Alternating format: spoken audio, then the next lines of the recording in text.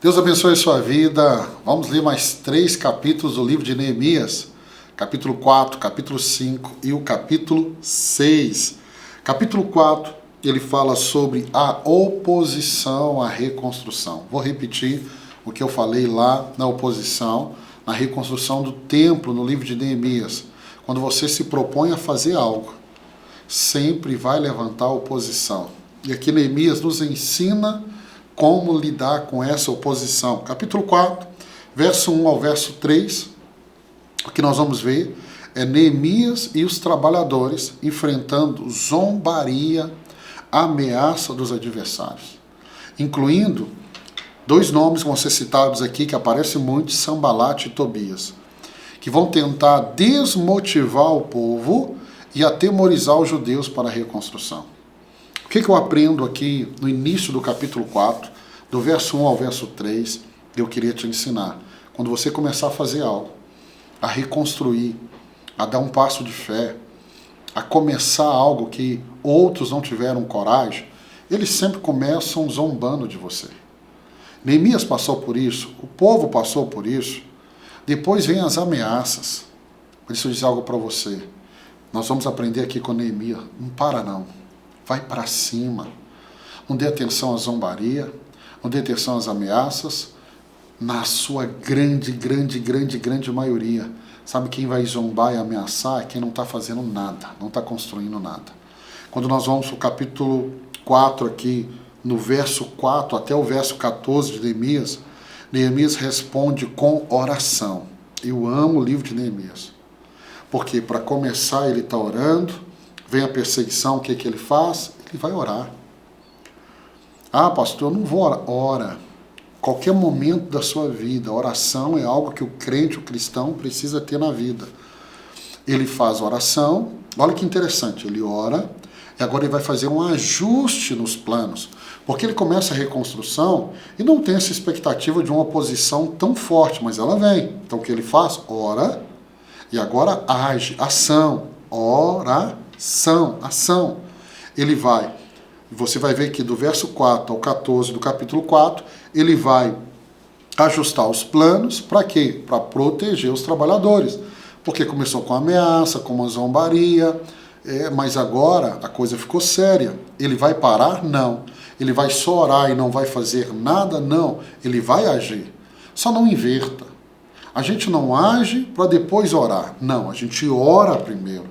Porque a oração, conversar com Deus, é que vai nos dar a estratégia certa para como agir. O verso 15 ao verso 23, o que nós vemos aqui, do verso 15 ao 23, do capítulo 4, apesar das constantes vigilâncias e dificuldades, os trabalhadores continuam com sucesso. E metade do muro é completado. Então, vai ter dificuldade? Vai. Mas para de contar historinha. Não, vai para cima. Precisar mudar o plano, mude, ore antes, consagre todos os seus planos ao Senhor e eles vão dar certo. Eles vão dar certo. Vamos para o capítulo 5. Capítulo 5 vai ser a solução da injustiça social. Neemias vai ter que lidar com os conflitos internos. Nós vimos os conflitos externos, as ameaças vindo de fora, mas agora tem os conflitos internos. Verso 1 ao 5. Neemias lida com um sério conflito interno com os judeus mais pobres, que eles vão sofrer com devido altos impostos e dívidas, que aí vão levar alguns a penhorarem as suas terras e até mesmo seus filhos. Lembra que eu falei que quem permaneceu ali estava em extrema pobreza? Então um líder, ele não está focado só na reconstrução do muro, mas ele está também na reconstrução da vida daquelas pessoas. E aí o verso 6 ao verso 13, Neemias confronta os nobres, confronta os oficiais, chamando-os para uma reunião para repreender a usura e exortá-los a devolver as propriedades e cancelar as dívidas. Eu sempre, quando eu ensino sobre o livro de Neemias, eu digo, um bom líder, ele não foge de conversas difíceis, ele não foge. Se tem que conversar, ele vai ter essa conversa. O verso 14 até o verso 19, Neemias recusa seus direitos como governador para não sobrecarregar o povo. Ele vai demonstrar uma integridade na sua liderança. Volto a dizer para você, se você quer um modelo de um líder na Bíblia, Neemias é um. Posso citar outros para vocês. Gosto muito de Moisés, gosto muito de Davi, Neemias e o apóstolo Paulo, e o maior deles não pode ser outro a não ser Jesus. Vamos para o capítulo 5, capítulo 6, terminamos o capítulo 5, capítulo 6. Capítulo 6, nós temos a tentativa da intimidação. E aí, essa oposição externa, ela não para. Sanbalat e Tobias continuam trabalhando. Verso 1 ao verso 14, Neemias vai enfrentar várias tentativas de distração.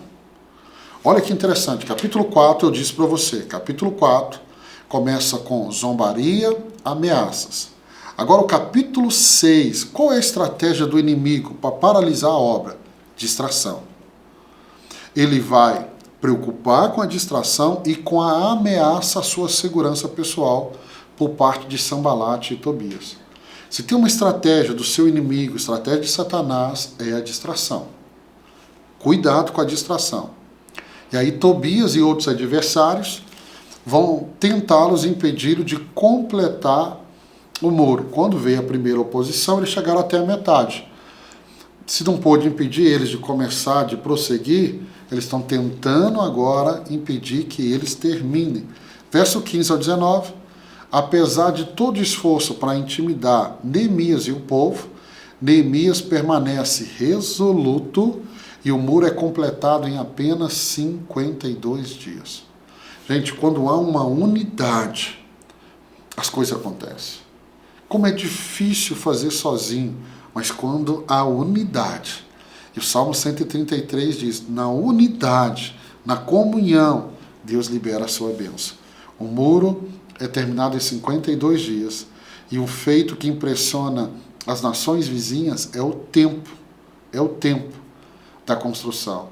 Ao ponto das nações vizinhas dizerem, a mão de Deus está com eles. Deus está com esse povo. Eu quero terminar dizendo isso para você. Aqui, ó. O muro ficou pronto, verso 15, no 25º dia de Elul, em 52 dias. Quando todos os nossos inimigos souberam disso, todas as nações vizinhas ficaram atemorizadas e com orgulho ferido, pois perceberam que essa obra havia sido executada com a ajuda do nosso Deus.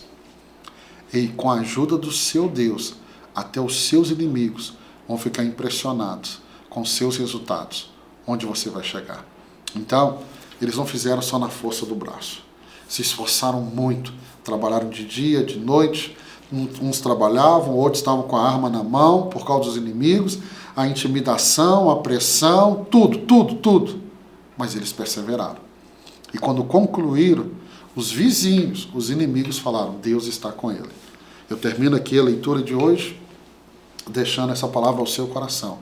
Fica firme. Até aqueles que te perseguem vão reconhecer que Deus está com você. Por isso você tem avançado, por isso você está em pé. Outros já teriam desistido, mas você tem a bênção de Deus. Deus te abençoe. Eu te encontro aqui amanhã para mais 3 capítulos da Bíblia. Deus te abençoe.